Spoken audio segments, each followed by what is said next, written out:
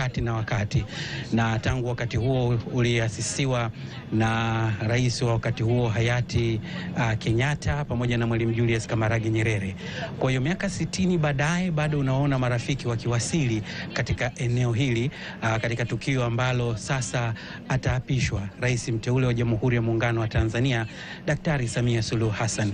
Lakini pia tumemwona rais wa Somalia naye akiwa hapa. Hii inaashiria kwamba ushirikiano wa karibu na lakini kuungana mkono katika kuhakikisha kwamba sasa nchi inapata uongozi na wengi kushuhudia tu, lakini ina maana kubwa sana katika wakati wa uapisho kuona marais wa nchi mbalimbali wakija. Kwanza inaonekana kuunga mkono, lakini pili kusema kwamba tuko pamoja na nyie, chochote mtakachopanga tutakuwa na tutashirikiana. Kama unavyojua mataifa haya yamekuwa na ushirikiano wa kibiashara ambao unaleta taswira ya mataifa haya, wa Kenya wako Tanzania, wa Tanzania wako Kenya, na kuna shughuli ambazo zinaendelea. Lakini pia tumekuwa na mahusiano ya kidiplomasia ya muda mrefu, na ikumbukwe tu kwamba Tanzania iliamua kufanya mageuzi katika masuala ya kidiplomasia, ikiwemo kurekebisha sera yenyewe na kuzindua sera mpya ya mambo ya nje, hii ikionyesha taswira ya Tanzania kuendana na wakati.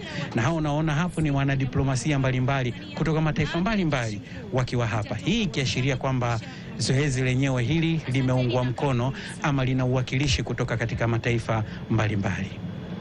Na wanaonekana hapo ni baadhi ya wagombea ambao nimemwona Ngombale pale ambaye katika harakati zenyewe alikuwa akionyesha sana kubana. Mwana kina Doyo pale ambao ndio walikuwa wagombea wakiwa hapo.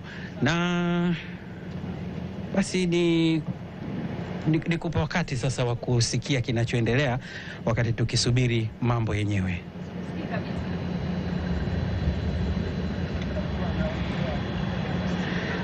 Na mtazamaji wa TBC pamoja na ZBC na vyombo vingine ambavyo tuko moja kwa moja, ni matangazo mubashara ya kushuhudia kuapishwa kwa rais mteule wa Jamhuri ya Muungano wa Tanzania Daktari Samia Suluhu Hassan.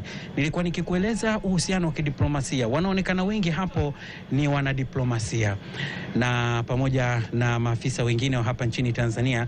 Nilikuwa nikizungumza mwanzo namna ambavyo diplomasia ya Tanzania imefanywa mageuzi makubwa kuakisi matakwa ya sasa.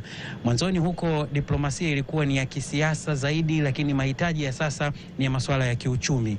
Kwa hiyo diplomasia ya Tanzania inajikita katika masuala ya uchumi. Kwa hiyo hivyo ndivyo ambavyo hao wanaonekana hapo ni wakuu wa vyombo vya ulinzi na usalama, wakiwa tayari kabisa wamevalia mavazi maalum ya shughuli yenyewe.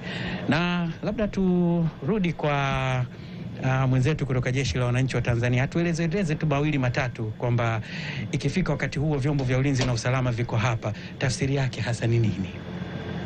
Naam, tafsiri yake ni kwamba sasa Mheshimiwa Rais wa Jamhuri ya Muungano wa Tanzania na Amiri Jeshi Mkuu anatarajiwa kuwasili, kwa hiyo wako tayari kumpokea Mheshimiwa Rais.